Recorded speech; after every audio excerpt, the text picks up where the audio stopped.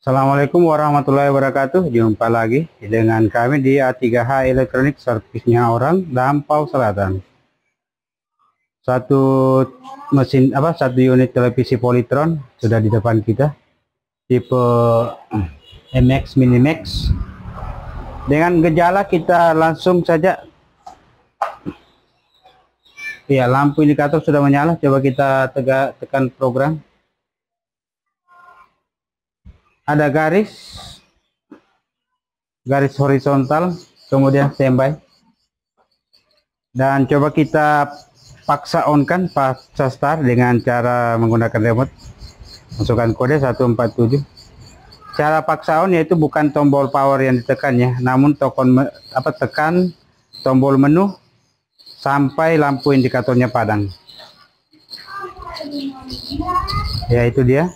Dan dia biasanya tidak akan standby lagi.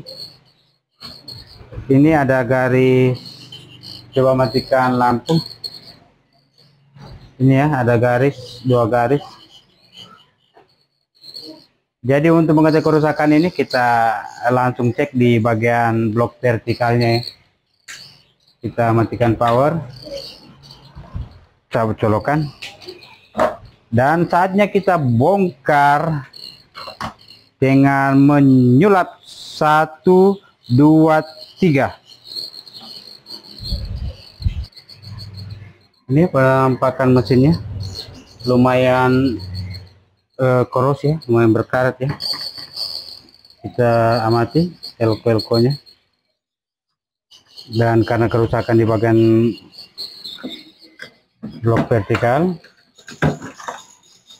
tentunya kita cek IC vertikalnya apakah pecah ya, menggunakan IC vertikal TDA 8124 yang banyak kakinya ya, pin kakinya. Jadi yang pertama kita lakukan setelah pengecekan komponen-komponen elko apakah ada kembung, kemudian kita putar mesinnya dan kita amati sambil mengkuas-kuas ya, karena ini mesin cukup lama. Biasanya sebelum mengganti IC vertikalnya kita perhatikan dulu solderan-solderan, terutama di kaki-kaki IC vertikal. Dan kalau diperhatikan di sini ini ya,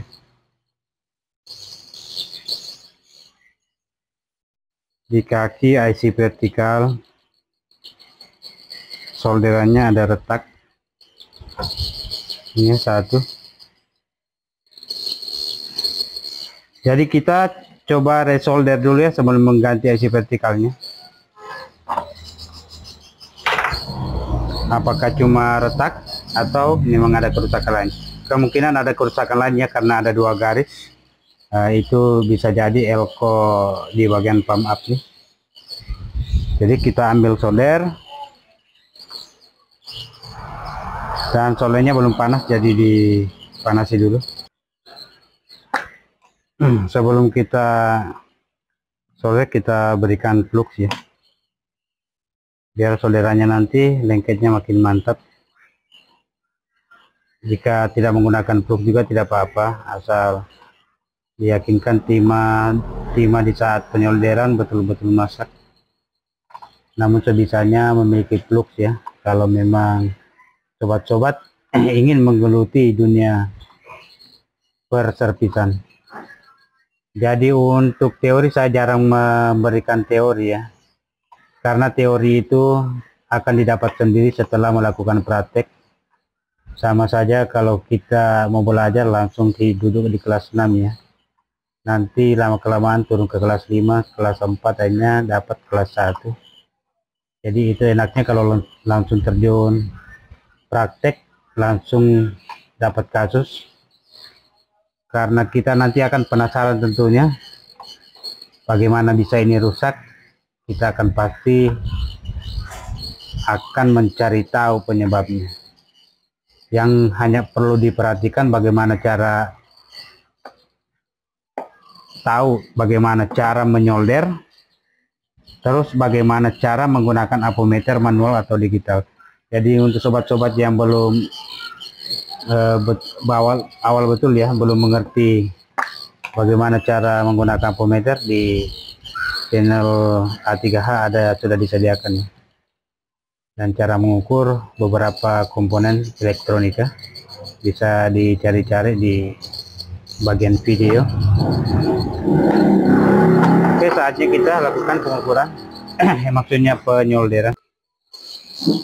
Setelah solder panas, kita lakukan penyolderan ulang di kaki-kaki pin IC vertikalnya seperti ini ya, masih kurang panas kayaknya.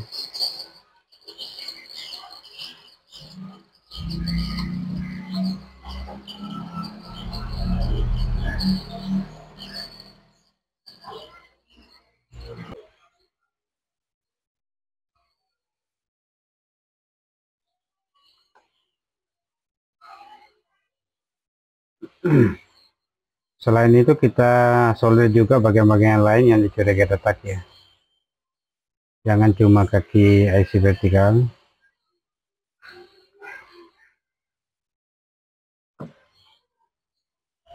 Pokoknya solder di bagian blok vertikalnya, karena gejala yang tampil awal adalah gejala horizontal. Ya, saya rasa sudah cukup. Ini lagi.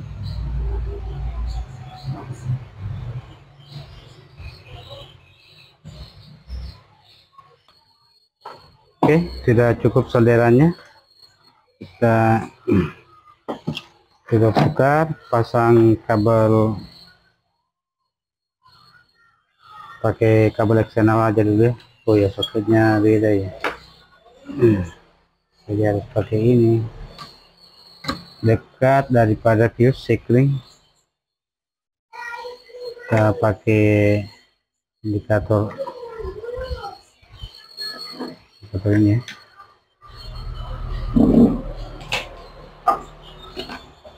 Coba kita tancapkan apakah indikatornya berfungsi. Berarti tidak cocok ya.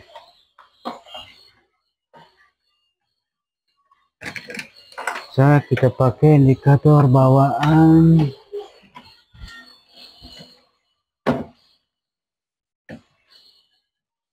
Dan kita lihat hasilnya.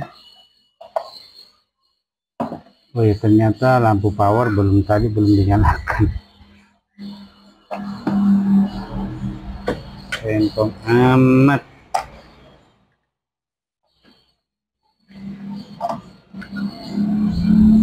Ya, jadi power sudah ditekan memang ya. Ush, ada yang gosong di bagian sini, kita cek dulu ya. Oke sobat, tadi resistor yang gosong ini karena ada tetesan timah solder yang menyentuhkan kakinya ya. Dan ini resistor nilai 100 ohm dari 12 volt menuju ke IC pin control, IC suaranya, IC apa, IC program. Dan sekarang kita coba cek ulang. Lampu indikator sudah menyala. Coba kita tekan menu lama, apakah dia bisa start.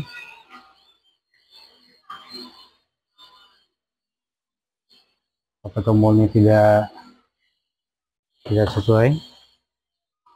Kita coba pakai tombol ini ya.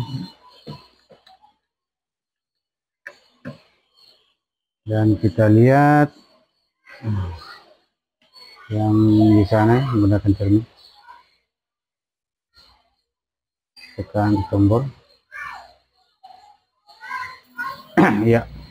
Dan masih bergaris ya. Setelah dicek, untuk mengetahui apakah IC suara yang rusak, ya maksudnya IC vertikal yang rusak, saya akan menyentuh meraba-raba di sini di pin kaki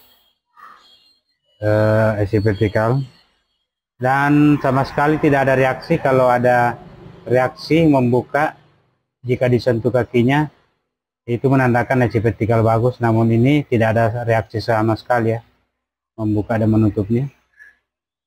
Dan kita bisa cek di sini defleksi oke, apakah IC vertikalnya bekerja. Dengan menyentuhkan obeng yang ada magnet, dia akan bergetar, namun ini tidak ada getaran, berarti IC vertikal tidak bekerja dan kemungkinan IC ini rusak dan modelnya juga agak langka ya. Jadi kita cari dulu penggantinya. Yuk. Ini sobat, saya sudah cabut CDA 8174AW ya, dan saya temukan di gudang. Nomor serinya sama, namun ini apakah bagus atau tidak, kita coba ganti aja dulu karena saya agak kesulitan ya, harus pesan order lagi kalau mau ini, karena kita mau coba cepat bagaimana bisa menyelesaikan TV ini. Jadi kita ganti dulu. Oke, setelah dilakukan penggantian IC vertikal, apakah ini berhasil, kita langsung uji coba menancapkan apakah lampu power indikator menyala. Kita coba intip. Oh ya, sudah muncul logo politronnya ya, berarti cuma IC vertikal yang rusak. Untuk gejala warna-warni ini karena soket degosing belum terpasang dan kemungkinan konde yang tidak rapat. Oke, cukup sekian. Wassalamualaikum warahmatullahi wabarakatuh. Sampai jumpa, bye bye.